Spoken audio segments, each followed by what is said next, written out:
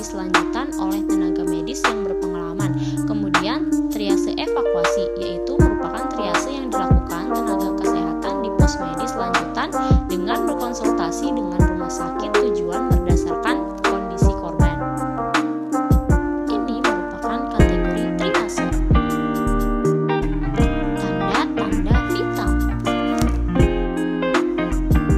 Yang pertama ada pengecekan tekanan darah. Pengecekan tekanan darah ini merupakan melakukan pengukuran tekanan darah hasil dari curah jantung dan tahanan perifer dengan menggunakan sphygmomanometer. Ada sistol, yaitu tekanan di dalam aorta pada saat ventrikel kiri berkontraksi, sedangkan diastol yaitu tekanan minimal yang ditimbulkan terhadap dinding arteri. Berikut adalah tekanan darah normal. Untuk anak usia 3-5 tahun, tekanan darah normalnya 63-74 mmHg. Jika anak usia 6-13 tahun, tekanan darah normalnya 55-71. Jika usia 18-59 tahun, tekanan darah normalnya kurang dari 120/80. Ketika usia Anda lebih dari 60 tahun, maka tekanan darah normalnya 150/90.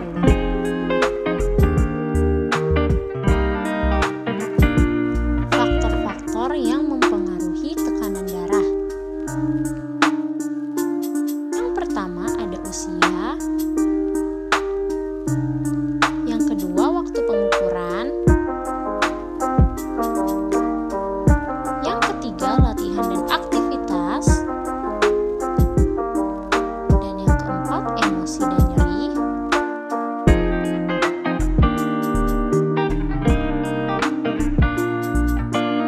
Yang kedua ada suhu tubuh. Tujuannya untuk mengetahui keadaan pasien apakah suhu tubuhnya normal atau tidak.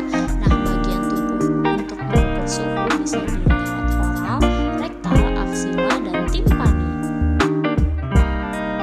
Kemudian ada respirasi. Definisinya menghitung jumlah pernapasan, yaitu frekuensi kedalaman dan irama gerakan ventilasi. Tujuannya untuk memeriksa keadaan pasien, mengetahui frekuensi pernapasan, membantu penegakan diagnosa, serta mengikuti perkembangan penyakit. Berikut adalah frekuensi nafas yang normal.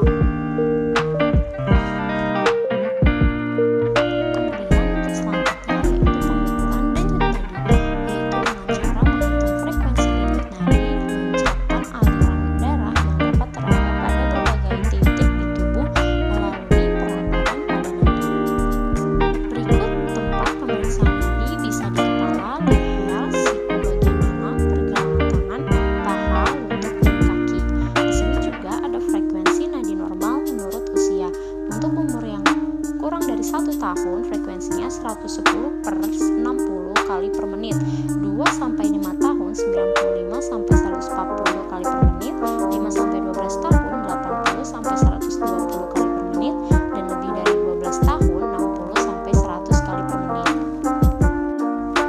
Yang selanjutnya adalah GCS atau yang disebut Glaucoma Scale. Berfungsi untuk mengukur tingkat kesadaran.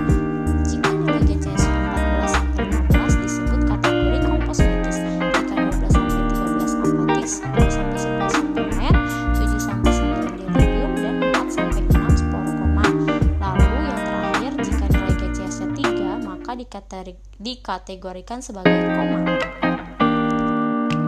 Berikut adalah penilaian GCS, yaitu ada E atau mata, verbal atau dilihat dari respon verbal dan motorik. Alat-alat ambulan yang pertama adalah stretcher. Stretcher ini fungsinya untuk mempermudah mobilisasi pasien dari suatu tempat ke tempat lainnya dengan lebih mudah.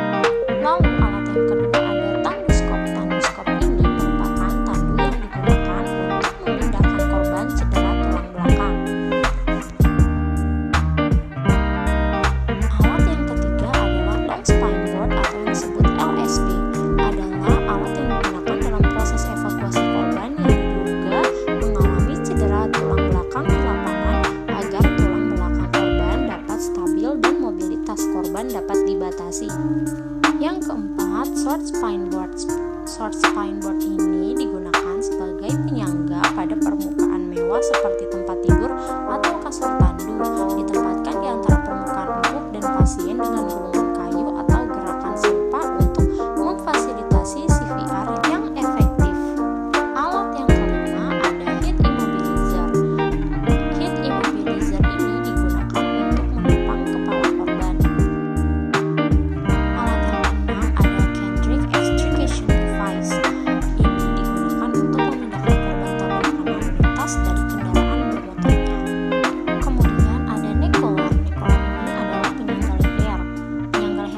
dipasang apabila terjadi trauma akibat kecelakaan, baik jatuh dari ketinggian atau cedera saat olahraga atau jatuh karena tabrakan kendaraan